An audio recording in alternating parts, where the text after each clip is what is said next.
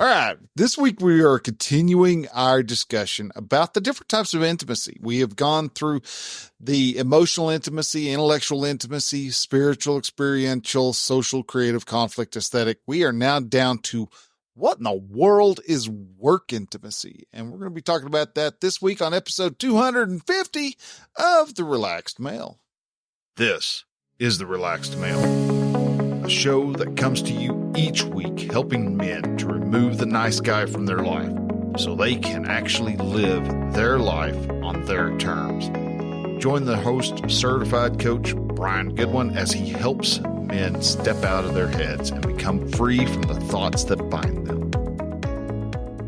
Hey man, hello and welcome to The Relaxed Male. I am so glad you're able to make it over here and to see us. We are live, lit, and in person on a couple different platforms today. We are actually over on not just YouTube, but we're over on TikTok. And then also, if you have got a Podcasting 2.0 app, you can listen to me live on a modern podcast app like Podcast Guru, Fountain, or Podverse is another one. And so there's a couple different ways that you are able to pick this show up and listen to it at your convenience. And also these types of podcasts are like any other podcast. You'll just have a nice cleaned up version here later on. You won't hear the gaffes, the goofs, and the oopsie doodles. So as we go, sadly, if you're not over on YouTube, you don't get to see my incredibly wonderful hair that's flying everywhere and is just bugging the booger out of me. But anyhow, so as I was talking about earlier, we are down to work intimacy. We have got just this, we've got this one and then one more intimacy style of intimacy. And this one here is the easy one. The next one's going to be the easy one. It is physical intimacy. We're going to be talking about that. So if you're wondering what my thoughts on physical intimacy and that whole line of thinking, you can come see me on episode 251. That'll be next week. So there you go. Preview for next week. This week, we're talking about work intimacy and what in the heck is actually work intimacy? What is that even an actual intimacy? And as I kind of mentioned before, anything past experiential, the last 5, 6, types of intimacies I've done can actually all be rolled up into a nice, pretty little package and placed right under experiential. These are all different types of experiences. Your social experiences that you share with your spouse is your social intimacy. Your creative endeavors that you do with your spouse and you share with your spouse is your creative intimacy. How you have arguments with your wife, again, is conflict intimacy. And though conflict intimacy is probably one of the most important intimacies that we have, it is just a type of experiential intimacy because we have to have the conflict to have the respect for and have the ability to bond and heal over whatever disagreements we have. So conflict intimacy is very important. Aesthetic intimacy is what's around you. Are you able to share and take in the beauty with your spouse? Believe it or not, there are some people who really struggle with that because one person will like one thing and the other person won't. And so there's a lack of syncing in that. And so we struggle on trying to see what it is they're actually looking at. Why is that thing that they're looking at so important to them? Why do they find beauty in a rock that they've picked up? It's almost like a child. The child finds something, and sees a rock. It's a really cool rock, and they want to show you. Well, that is how people interact with each other. One person finds that rock really cool, and the other one's just going, "Yeah, dude, it's a rock." All right, whoop-de-doo.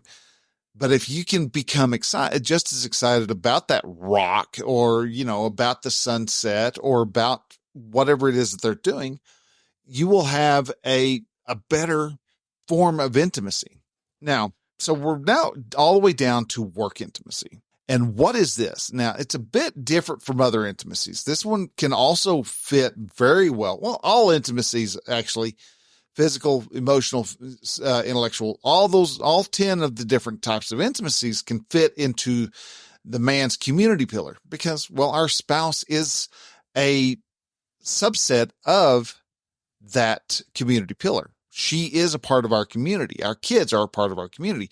Our friends, that band of brothers that we have, are all part of that community. And so, yeah, we're going to have experiences with our guys who are completely different than what our experiences are with our wife. And we're going to have completely different experiences with our children. We're going to have different levels of emotional intimacy with our band of brothers than we're going to have with our wife. We're going to share our spiritual intimacy completely different. We're going to have different experiences. We're going to socialize in public differently.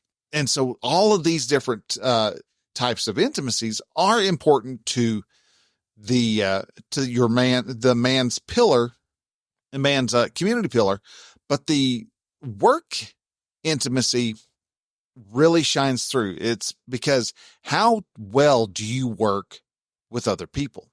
All right. This one's more for the stranger, if you want to call it.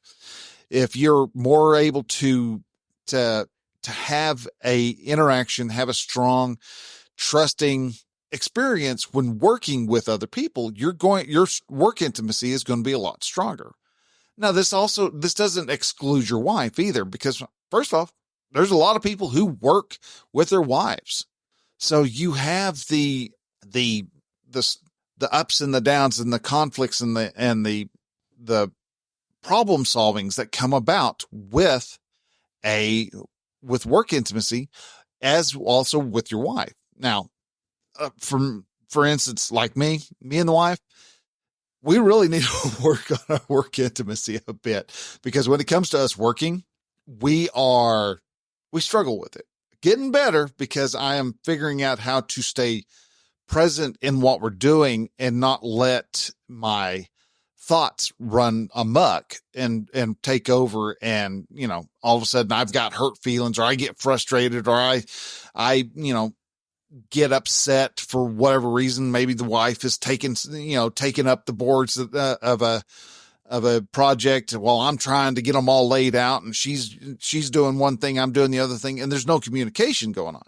That's where our communication really needs to get better and needs to grow. And that's one of the benefits of working together. We figure out how to be more intimate when it comes to work instances.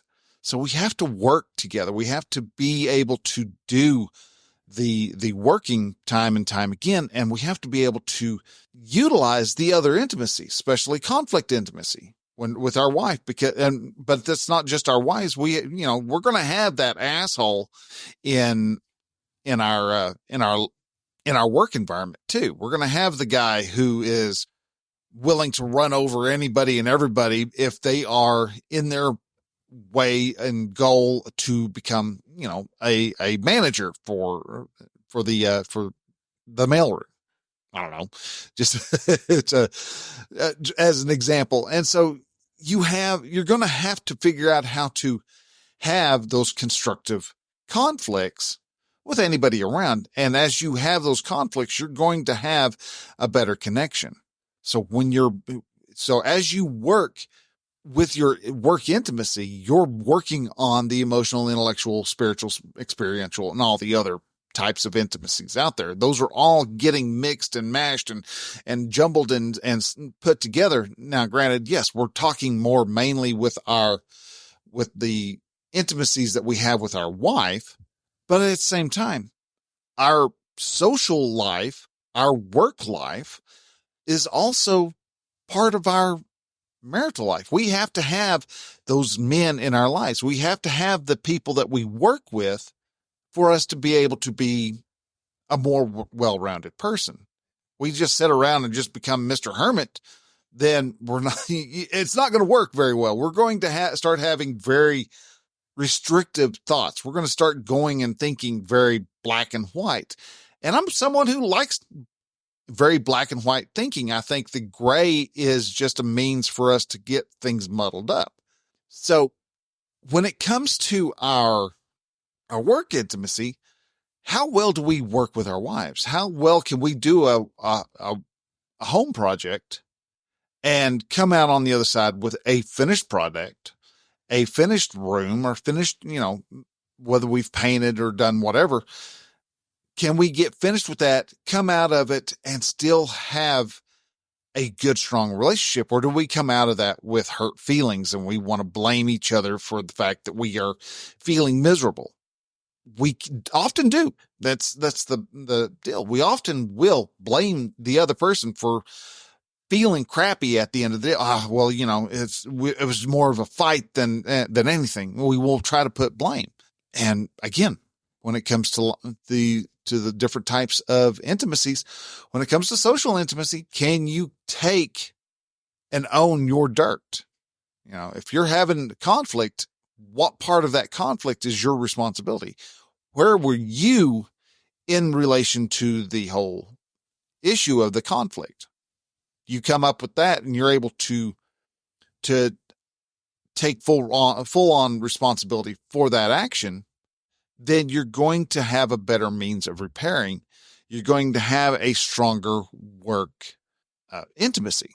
So this is, we struggle with having the ability to work together because we want to have our own thoughts. We want to do our own things. We want to do it our way.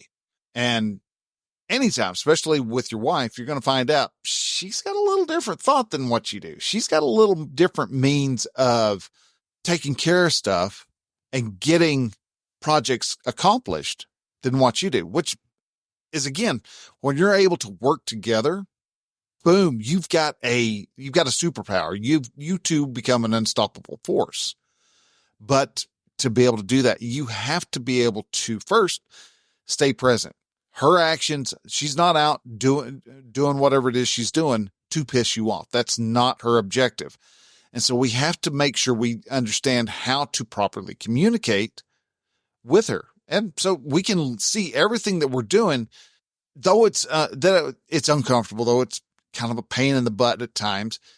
It is a means. We are paying the fee to have the life that we want. We're paying the fee because, remember, discomfort is the currency for our life. If we are willing to become uncomfortable with what's going on, we're going to have the ability to have what we want. When we can accept the fact that, yeah, we're going to do stuff. It's going to be ugly sometimes. It's not going to be pretty, but all those emotions about being ugly and not being pretty are just our thoughts. And as we continue to try to correct the problem, and we work with our wives, or we work with, Kevin over in accounting, we're going to have a better time with the results. When we hit those results, we're going to enjoy the success of that a lot more than we ever would before. So when it comes to this particular intimacy, it is like the others. It is a form of sharing. You're sharing your emotions with your wife. You're sharing your intellect with your wife or those people around you. You're sharing your spiritual beliefs in your spiritual intimacy. You're sharing your experiences of adventure or even just the humdrum day-to-day life in the experiential intimacy. You're sharing your social interactions, your social life with your wife for social intimacy. You're taking her out and you're letting her be a part of your social life when you take her out on a date. Creatively, how do y'all do creative stuff together? Or how do you share your creative ideas with your spouse? How do y'all fight together? How well do y'all share each other's thoughts and emotions when the fit hits the shan, essentially? Can you do that and come out on the other side stronger and better? Aesthetically, you're sharing your thoughts and views of what's beautiful, of what's not beautiful even. And so also, can you share your work life? Can you share how you work with other people? Can you share how you interact with other people at work? Can you share how your wife, your day-to-day life? Can you share your problem solving steps with your wife? And can you express that in a means that allows for understanding? When you're able to do that, you get better and you get a stronger means of growth. So you want to be able to share your work. You want to be able to share your space and your thought space and your interactions with your spouse if you want to have a strong intimacy, all around general intimacy with her. So you have to figure out how to work together, because the more y'all are able to work together, the better, and the more efficient that y'all do this, the quicker you're able to get stuff done. Because you're being more efficient, but y'all also have a larger sense of accomplishment, which is what you're actually wanting as a whole. Because when you're done, you feel accomplished. Y'all have that stronger bond and a better connection, which is what you're actually fully wanting. So, guys, with that, I'm going to go ahead and we're going to make this one a fairly short episode, because work intimacy is one of those where did I really have a lot of thought to it? Is this an actual intimacy? I don't think it is. I think it is, again, a subset of the experiential. It's an experience that you have at work or in the at-home project. And so it is better if we're able to have that. Yeah, we want to employ the level of work intimacy, but that, again, we're in our social experiences, our creative experiences that we have with our wife. That's when we want to be able to share those. So, guys, with that, I want to say thank you very much for listening. If you would like to, I want to go ahead and throw this little offer out. If you would like to see what it's like to be coached, maybe you're going, yeah, man, I don't have the time. I don't have the desire. Coaching is a luxury item that I can't ever afford. That might be true. I don't. There's nothing wrong with thinking that. If you don't think it's a good thing, then it will be a good thing. But if you are interested, you're kind of wondering, it's like, what is it like to be coached? I'd like to offer you the opportunity to be coached. You can actually go over to Relaxed Male, and that's male as in a dude, relaxedmale.com/try coaching. And just set up a time. Saturdays are becoming my mini session days. I'm just having little coaching sessions for anybody that wants to have them. So if you would be interested in trying coaching, it's completely free. There's nothing to it. It's just a little 30 minutes. So what's the problem? Why is this a problem? And we look at it, and I help coach you through beyond whatever that problem actually is, so that you can actually start seeing your thoughts change before you. And all of a sudden, watch those doors as they open up and allow for more opportunities to come in. Also, if you are interested, we're still going to be mastering the storm, which is going to be a challenge, a program that I'm going to put together for you men come the beginning of the year, so that we start the year off with knowing how to master that storm that is within us. And you can do that over at relaxedmale.com/storm master. And so also, if you are interested in trying out one of the new apps, you can go to relaxedmale.com/new apps, all one word. And there you can actually also get a new app, podcasting app, and see what Podcasting 2.0, provides. Brain just wanted to look up on me. Because not only do you get to see the show or listen to the show actually live through the podcasting app, there's also the pod roll, which shows I think I've got about 10 different shows that I personally listen to that I think y'all would benefit from. But there's also means of being able to do to contact me and be able to send messages over to me that way. So if you have any comments, questions, concerns, things along those lines, you can feel free to shoot me an email at brian@relaxedmale.com. And with that, guys, I want to say thank you very much for listening. Y'all take care. We will catch y'all next week. Till then, bye.